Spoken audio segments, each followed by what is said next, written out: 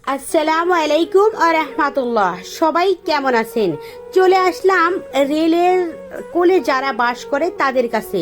আসলে এদের চাহিদা কি? অবশ্যই আমাদের সাথে থাকবেন এবং শুনবেন। টাকা আর কোনো সরঞ্জানি না পোশাক আশাক নাকি? অবশ্যই আমাদের সাথে থাকবেন এবং শুনে যাবেন এদের চাহিদা কতটুকু আমাদের কাছে কি। আসসালামু আলাইকুম। ওয়ালাইকুম আসসালাম। সবাই কেমন আছেন? আলহামদুলিল্লাহ ভালো আছি।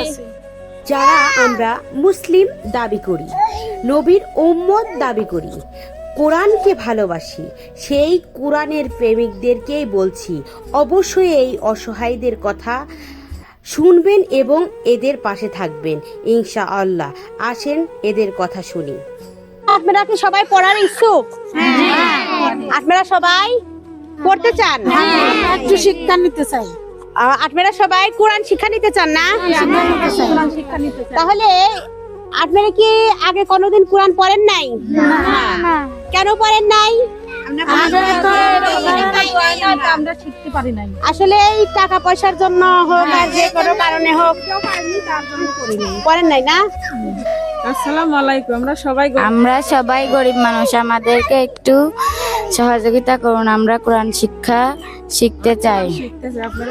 আপনাদের সহযোগিতায় আমরা কোরআন শরীফ পড়তে চাই। আপনারা একটা সবাই আবেদন করতেছি আমাদের সবাই একটু কোরআন শরীফ পড়ার শিক্ষার ব্যবস্থা করে দিন। আমরা মানবতা বাংলাদেশ থেকে চাচ্ছি যেন আমাদেরকে একটা রেহেলের ব্যবস্থা করে দেয়, একটা কোরআনের ব্যবস্থা করে দেয়। আমরা পড়ে তাদেরকে কিয়ামত পর্যন্ত আমরা দোয়া করতে পারবো, সবার জন্য দোয়া করতে পারবো। সবাই আমরা রেল রাস্তায় থাকি, আমাদের ঘর নেই, বাড়ি নেই, আমরা তা কিছুই চাচ্ছি না। আমাদের শুধু একটু কোরআন শিক্ষার ব্যবস্থা করে দিন। আমরা আপনাদের কাছে আর কিছুই চাই না।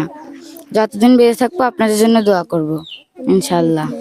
যারা কোরআন প্রেমিক, কোরআনকে ভালোবাসেন, কোরআন নিজের ব্যস্ততার কারণে পড়তে পারেন নাই, তাদেরকে বলছি আপনার ওসিলায় এই একটি মা বোনের দায়িত্ব নেন, এদের পড়ার ব্যবস্থা করে দেন।